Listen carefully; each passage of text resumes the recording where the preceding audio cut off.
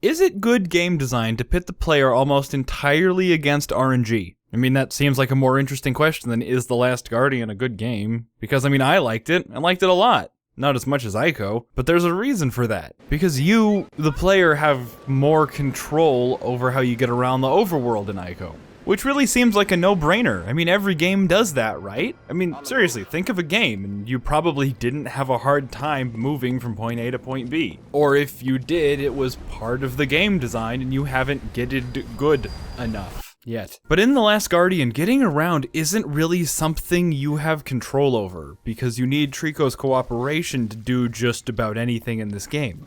And that creates a really unique relationship between Trico and the boy. And if you're wondering which one of them is the Last Guardian, don't worry, because so am I. The title feels like it came from, like, focus testing and bullshit. Like someone from corporate overheard that RNG, the movie, the game, and Monster Anus Simulator were on the shortlist for titles, and they kicked in the door and took away their whiteboard. Because, spoilers, the boy isn't the last person, and Trico isn't the last of whatever the fuck he is. And at no point is guarding a top priority. Maybe these guys are the guards, but still, they're nowhere near the last of anything. So if I had to put the Last Guardian in a box of some sort for the sake of simplicity, I would say that the primary game mechanic is befriending a wild animal, which is an underserved genre if I've ever seen one. Trico himself is quite an interesting figure in gaming, as his existence inherently takes control away from the player, which is typically something that's looked down upon.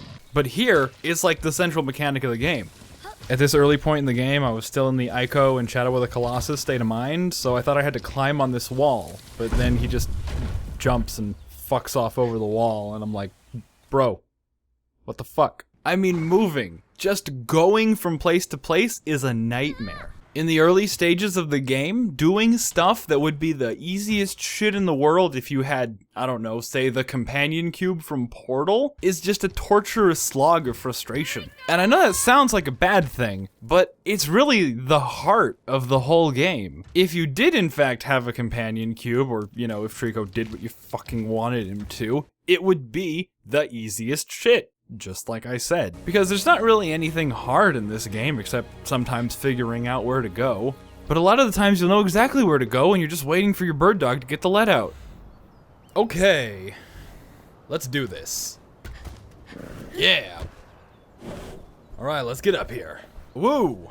Alright, come on, Trico. We can go. Me and Trico, taking the world by storm. Any minute now. Yeah. Okay. Alright. Are you okay? Are you alright? Oh, you doing something? Oh, come on, man, just fucking do it. I'm serious, how long is this gonna take? I don't have all day. This game took 10 years to make, not 10 years to play. Oh, wait, he's doing something. Can you believe there's a speedrun achievement for this fucking game? I mean, how the fuck are you supposed to counter shit like that? Finally. Okay, let's get the fuck out of here. And I honestly can't say that this game would be better off without that frustration. It's that very frustration that leads to you developing a mutual understanding and intense hatred of this bird dog. Because the game's not about traversing the landscape or solving the puzzles. It's about stumbling face first through the needlessly esoteric and experiencing the hair-pulling agony of being unable to do something that is painfully obvious. Alright, so I'm speeding this up out of mercy, but this is one of the most frustrating parts of the game. Trico just takes forever to jump up these pillars, and I need him to jump up on these lamps. Like, that's where you have to go.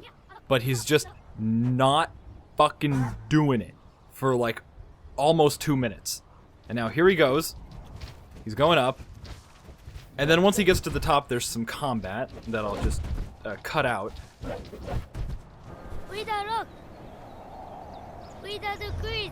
So now you saw, I just pointed and did the command to go and jump across that gap, which is where you need to go, but he fucking turned around and he whipped back down fucking things, even though I told him to go the other way. And I told him to go the right way, and he just didn't listen. It's a game where these two fucking useless assholes learn to work together to form one slightly less useless asshole. Because you're pretty even partners in this whole escapade. You need him for jumping and fighting, and he needs you to feed him barrels and pull spears out of his leg. And to show him that it's okay to jump in water. You know, fine. Look, we're never gonna get another video game sidekick better than the companion cube from Portal. It puts all other sidekicks to literal shame by showing us that a box with a heart painted on it could do their job better. But emotional efficiency isn't really the goal of Team Ico. After getting through the whole story, you and Trico have been through some serious shit. And yes, most of that shit was putting up with each other, but if that's not true friendship, I don't know what is. I mean, how many times in your life are you gonna get accidentally murdered by one of your homies and then tough it out because you realize you need each other? And, you know, speaking of dying, I mean, spoilers, kind of, but you know that the kid survives to the end because he's narrating the whole game as an old man. Like he's telling the story to an audience or something. Although I'm not exactly sure what he's saying when something like this happens. Like, oh, wait, I guess I didn't fall to my death. Silly me. I'm actually still alive. Duh. Towards the beginning of the game, I used to think this was like a symbolic representation of dementia or memory loss, because the screen goes all like this whenever you die or get close. Like, this is the old man reminiscing about the good old days with his pet fucked up griffin, who he sometimes misremembers as having had chuck him off a ledge. Nice. Ow! What are you doing? Are you kidding me? Or just stand there and watch him die. And you see, the best part about this is that he actually fucked up twice in a row. And that made me really think I was doing the wrong thing. It's sort of a major flaw with the game if you're doing the right thing, but the game makes you think you're wrong. But then these guys can physically shoot them at you, and you can block them with your shield, so, yeah, it's not really, And in order to get rid of them, you have to rapidly tap the buttons, but if you're in gameplay, the buttons you press actually still do the thing they're supposed to do, so you can fall to your death if you're stupid. I mean, you can also fall to your death if you're not stupid. Because the controls are needlessly finicky at times. Sometimes it's just unnecessarily difficult to jump off of Trico. Third try. Fourth try. Hold on, wait for it. Fifth try, there we go.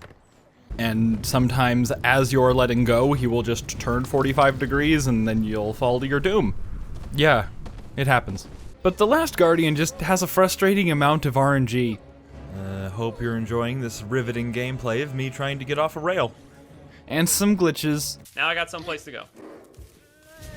Or not? What the fuck are you doing? And together that can really grate on your nerves. Because a lot of the times you'll wonder if you're doing the wrong thing, or if you're doing the right thing and you just need to wait for Trico to get his shit together, or if you've bugged out and you need to reload a checkpoint. And more often than not, it's the second one. But when it does happen to be one of those other options, you might feel a bit cheated. But ultimately, the experience is worth it. The game is unconventional as hell, but if it was any more conventional, it would be worse for it. And while you're here, check out the sneak preview for Red Saga coming January 1st.